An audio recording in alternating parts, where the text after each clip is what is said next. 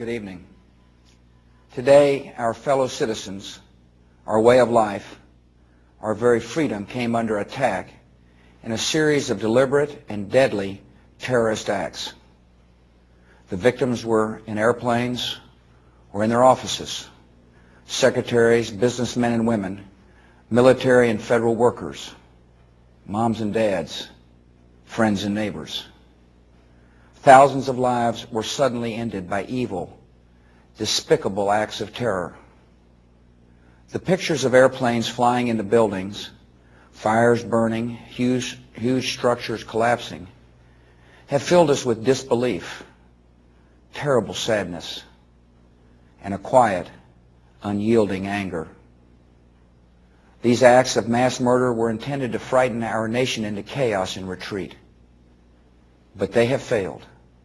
Our country is strong. A great people has been moved to defend a great nation. Terrorist attacks can shake the foundations of our biggest buildings, but they cannot touch the foundation of America. These acts shatter steel, but they cannot dent the steel of American resolve. America was targeted for attack because we're the brightest beacon for freedom and opportunity in the world, and no one will keep that light from shining. Today, our nation saw evil, the very worst of human nature, and we responded with the best of America, with the daring of our rescue workers, with the caring for strangers and neighbors who came to give blood and help in any way they could. Immediately following the first attack, I implemented our government's emergency response plans. Our military is powerful, and it's prepared. Our emergency teams are working in New York City and Washington, D.C. to help with local rescue efforts.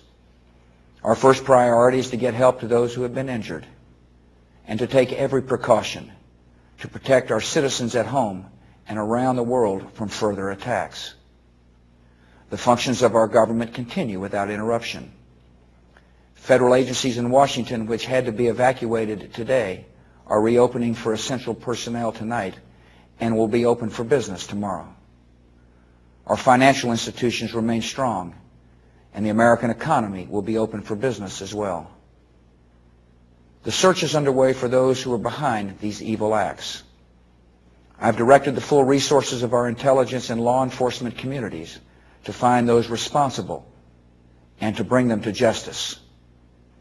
We will make no distinction between the terrorists who committed these acts and those who harbor them. I appreciate so very much the members of Congress who have joined me in strongly condemning these attacks.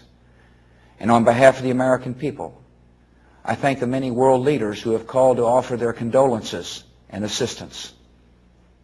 America and our friends and allies join with all those who want peace and security in the world, and we stand together to win the war against terrorism. Tonight I ask for your prayers for all those who grieve, for the children whose worlds have been shattered, for all whose sense of safety and security has been threatened. And I pray they will be comforted by a power greater than any of us, spoken through the ages in Psalm 23. Even though I walk through the valley of the shadow of death, I fear no evil, for you are with me. This is a day when all Americans from every walk of life unite in our resolve for justice and peace. America has stood down enemies before, and we will do so this time. None of us will ever forget this day, yet we go forward to defend freedom and all that is good and just in our world. Thank you. Good night, and God bless America.